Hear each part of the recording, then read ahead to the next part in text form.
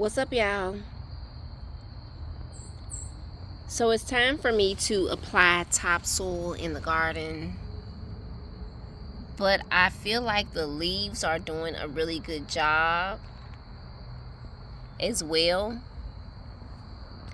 So should I go and buy a few bags of topsoil slash, gardening soil, or should I just cover everything with a blanket of leaves and continue to, do my regular fertilization stuff? Leave it in the comments below. I am growing Brussels sprouts and collard greens in this space.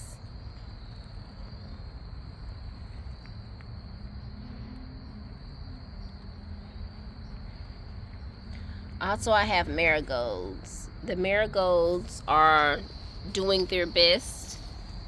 It looks like it's trying to open up and come into full bloom. We got over 60 degrees today. So this is a quick update. If you are new to the channel, y'all, welcome. Bringing you real gardening, good food, and entertainment. It's your girl, Sasha P. It's 11:05. It was a very beautiful day. I expected it to be beautiful, and of course it was. So which way should I go? I'm just debating on whether I should go spend that money and buy some more dirt, or should I just use what nature provides for me, which is leaves. And I have a whole heap of them back there, y'all, that I need to just, sweep up and stuff or not sweep up, rake up. Do leaves make a good topsoil replacement? I'm probably just gonna try it anyway, especially since I know that leaves hold in moisture. I know that.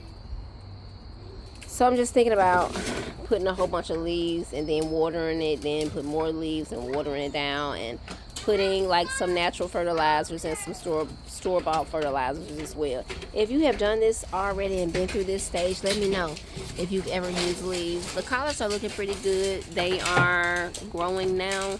I don't know, this is like my biggest plant, but I got some work to do out here, like I said. Yeah, this is a quick garden update, and just like, I want to know, do you guys use leaves, or can you use leaves as a topsoil replacement? Leave it in the comments below. I'm in the Memphis, Tennessee area. Thank you so much for watching this video, and I'll see y'all on the next one.